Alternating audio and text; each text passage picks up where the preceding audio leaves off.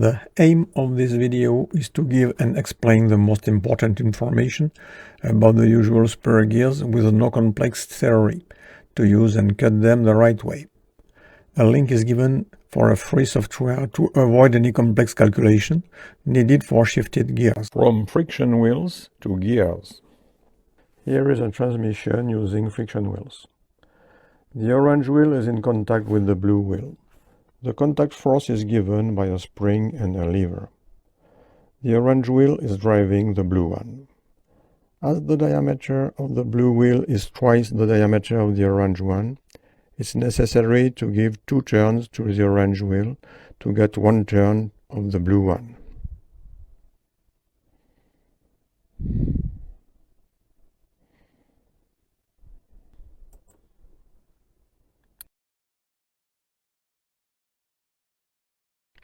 But if the contact force is not sufficient, slipping will occur at the wheel contact. Nevertheless, this transmission system is used every day, for example between a car wheel and the road. From the rolling without slipping at point A, we can obtain the transmission ratio. N1 divided by N2 equal less D1 divided by D2, negative as the wheels are turning in opposite direction. And from the wheel contact at point A, we can obtain the center distance O1, O2 equals D1 plus D2 divided by 2 as the sum of the radius. To avoid the slipping problem, a cogged wheel is pinned on each of the friction wheels. Now the 2 wheels are rolling without slipping, whichever the contact force given by the spring. The teeth contact, avoiding any slipping. Some gear vocabulary is so defined. C1 and C2 are named the pitch circles. D1 and D2 are named the pitch circle diameters, PCD. The tooth pitch P is obtained by dividing the pitch circle circumference by the teeth number. To avoid odd numbers due to pi, we use the ratio P divided by pi, named the module M, and so D equal M multiplied by Z, Z being the number of teeth. The module M is the normalized dimension for the gear teeth. The imperial system uses the diametral pitch dP in place of the module. The relationship between the dP and the module is dP equals 25.4 divided by M. The transmission ratio is now N1 divided by N2 equals less Z2 divided by Z1, negative as already seen. And the center distance, O1, O2, equals Z1 plus Z2 multiplied by M and divided by 2. The friction wheels can now be removed, using only the cogged wheels for the transmission. Some more gear vocabulary is appearing. The outside circle, named the head circle CA, diameter DA, and the tooth bottom circle, named the foot circle CF, diameter DF. Here are the tooth dimensions. The part of the tooth beyond the pitch circle is named addendum. Its value HA equals 1 module. The part from the tooth within the pitch circle is named deddendum. Its value HF equals 1.25 module. From these dimensions, the head circle and foot circle diameters can be calculated. The values are given on the drawing. Which shape for the tooth profile? Experiment with an odd shape for the tooth profile. We can see a gear set. Each gear wheel is with 8 teeth. And when this gear set is running, clearly we can hear some impact. So the running is not quite. First the contact is a point, next a flat, and next a point. Here we can see that there is a lack of contact. This, of course, will make an impact. If we have a regular motion for the red wheel, the green one has an irregular motion, so the transmission is not homocynetic. And if we want to drive the red wheel from the green one, it's not possible. So the transmission is irreversible. We can't use a knot profile for the tooth shape. We are in search for a good profile. It will be found from the pulleys and belt system. Here you can see a pulleys and crossed belt system. The belt is a fishing line, a knot identifying a point on the belt. So the transmission has the pulleys and belt properties.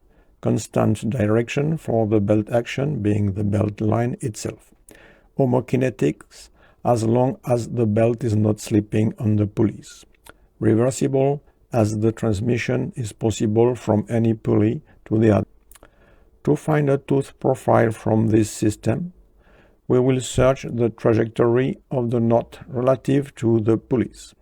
For this, a disc is pinned on each pulley, and using a felt pen, the locus of the knot will be marked on the disc. First on the left pulley, using red dots,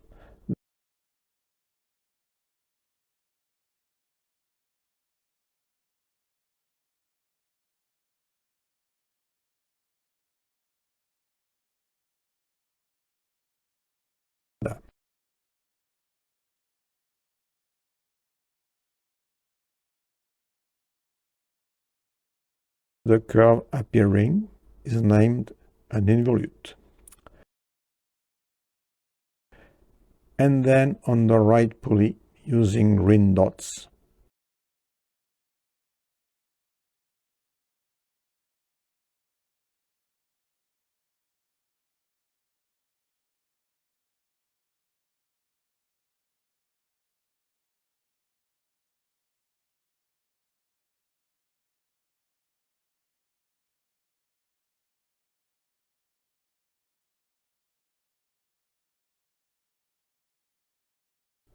these curves are named conjugate profiles, as tangential during the motion.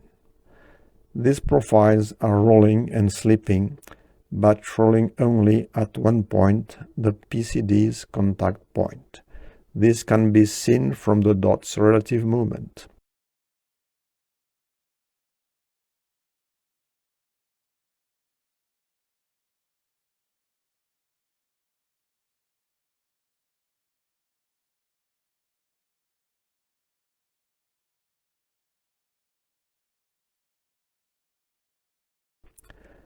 The profile can be materialized.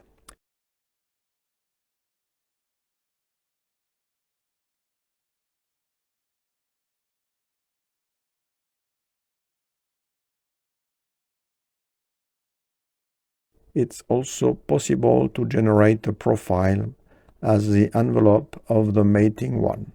This can be used for gear cutting.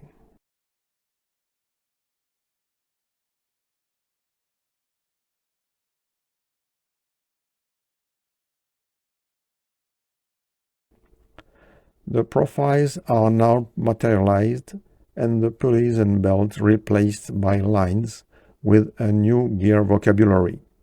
The base circle was the pulley and the line of action was the belt. The angle alpha is named the pressure angle. The possible contact length between the profiles AB is named the driving length.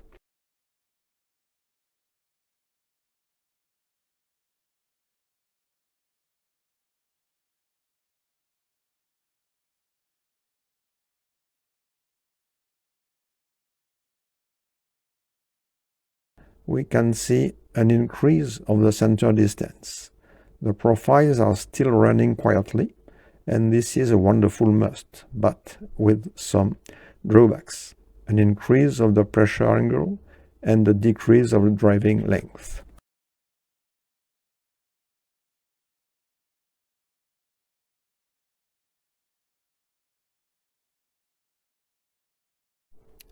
Now we study a multi-teeth gear set. Here we have a gear set, each gear having 17 teeth, but only 3 will be used for the demonstration. We can see some lines. These lines are the pitch circles. They were the friction wheels. There are tangent at this point. These 2 circles are the base circles. They were the pulleys. And now these 2 lines, the lines of action, were the crossed belt. The beginning of the motion is at this point. It's the intersecting point between the tooth head circle and the line of action. The yellow wheel is pushing the orange one, and the contact is moving along the line of action. And now, of course, a second point of contact will arrive, and we have now 2 teeth pair in contact until here, where the first tooth pair is losing the contact. So we have 1 pair, tooth, 1, and so on, teeth pair in contact during the motion. On this drawing, the point T1 and T2 are the limits of the line of action. Point A is the beginning of the teeth contact, and point C another teeth contact. Point B is the intersection between the line of action and the left gear head circle CA1. The driving length is the distance between A and B.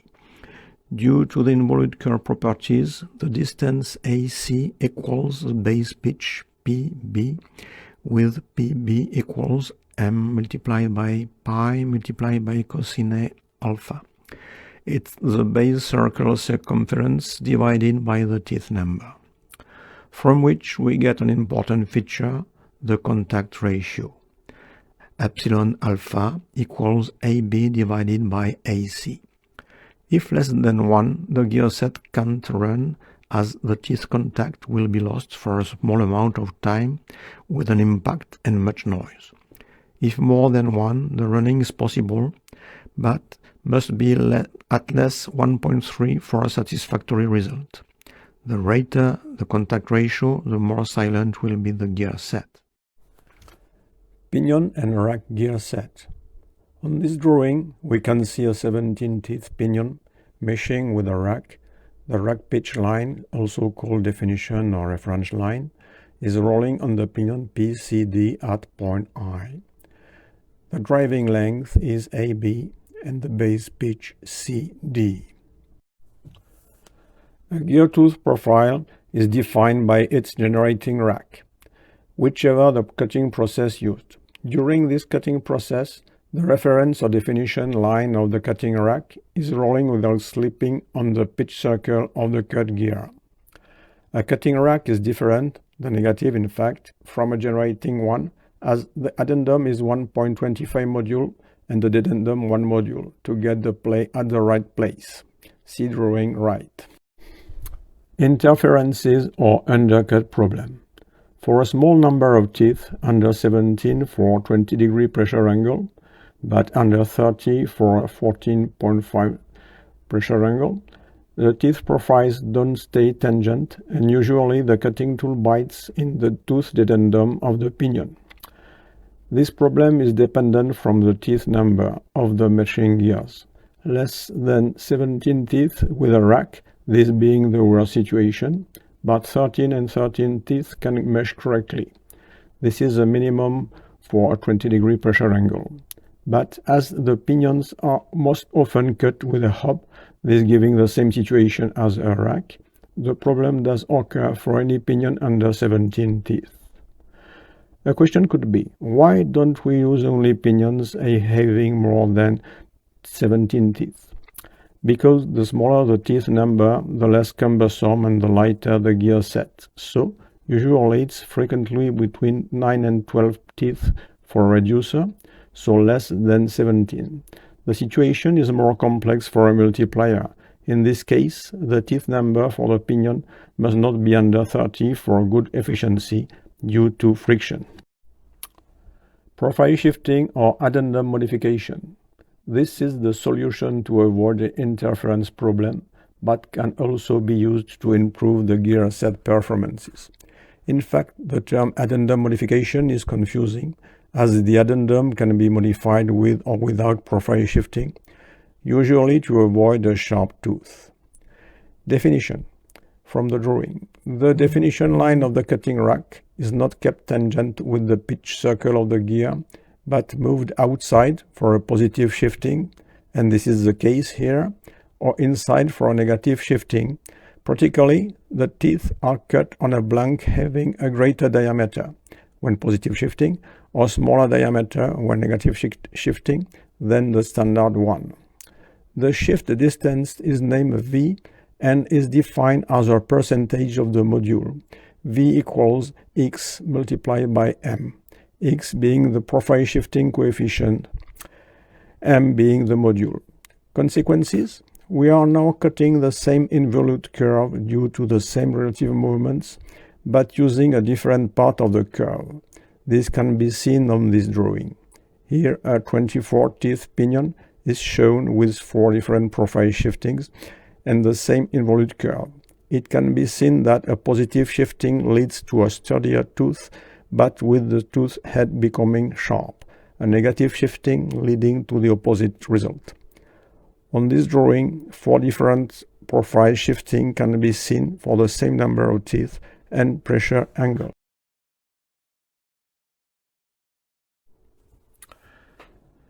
Which value for X to avoid interference? The formula is given on the picture. X equals Z' less Z divided by Z', with Z' equals 17 for 20 degree pressure angle and 30 for 14.5 degrees pressure angle. Example, for Z equals 6, X equals 0.647, so 0.65 is used on the drawing. As the tooth is becoming sharp, it's here necessary to reduce the addendum to 0.8 module in place of 1, as a sharp tooth could chip, mainly if case hardened. Other improvements given by the profile shifting. As the tooth width is changed, hence the center distance of the gear set that could be adjusted if necessary. This is a common problem for gearboxes, as the axles being parallel, all the gear sets must have the same center distance, so the sum of the gear teeth numbers must be the same if of same module and spur gears. But this could be not convenient for the gears ratio wanted. A positive addendum modification, giving a sturdier tooth, this can be used to increase the strength of the gear. Improving the contact pressure, this pressure varying with the contact curve's radiuses, and the involute radius is nil at the curve start, so this zone must be avoided for the teeth contact. Improving the sliding situation. The sliding is increasing when the contact moves away from the pitch circle's contact, the sliding being nil at this point, so the meshing shouldn't go too far from this point. Examples will be given in the video about fill and grain software. A link is given in the description. But there are some inconvenience too. The contact ratio is smaller when the center distance is increased, so the running noise increased too. The working pressure angle is increased, so the bearing loads, also when the center distance is increased. The tooth head is becoming sharp, so breakable if case hardened. Practical situation for using and cutting shifted gears. We want to know which value for X, which blank diameter, how to control the gear, which center distance. Which value for X? A value has already been given to remove the undercut for an alone pinion, but if you consider the gear set, it's worth and very easy to improve the contact situation, contact pressure and sliding by following these figures shown on the drawing. Which blank diameter? This is easy to calculate. The formula is given on the drawing. How to control the gear? It's easy to measure the span dimension WK. with a sliding caliper or a dish micrometer. This dimension can be found in charts giving the dimension for the module 1 mm and the K number of span teeth for a given Z number. A link is given for a chart for 20-degree pressure angles.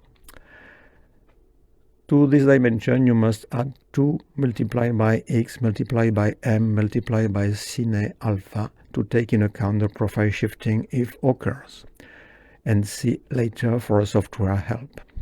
As the tooth height is 2.25 module, take a roughing cut, say 1.8 module for example, and measure WK hair. The necessary infield for a finishing cut will be V equal WK hair less WK divided by 2 cine alpha, as of course a rough gear can be seen as a shifted profile 1. Be careful, as in the case of a great value for x and a small number of teeth, the addendum could be smaller than 1 module to avoid a sharp tooth, and so the tooth height less than 2.25 module. See later for the software help. Which center distance? Easy to calculate for a standard gear. The formula is given on the picture, but complex to calculate when profile shifting unless x1 plus x2 equals 0, in which case the center distance is the same as the standard one. And simple solution for no calculation is to measure the center distance after gear cutting. Here again the software will help. Fill and grain software. See drawing. This free software helps for getting complex results with no calculations. For example, the center distance when using shifted gears, the addendum and shifted coefficient for small numbers of teeth to avoid interferences and sharp teeth, the measures necessary for teeth control, span measure, vernier caliper measure, pin gauge measure, and also the strength calculations. A link is given in the description.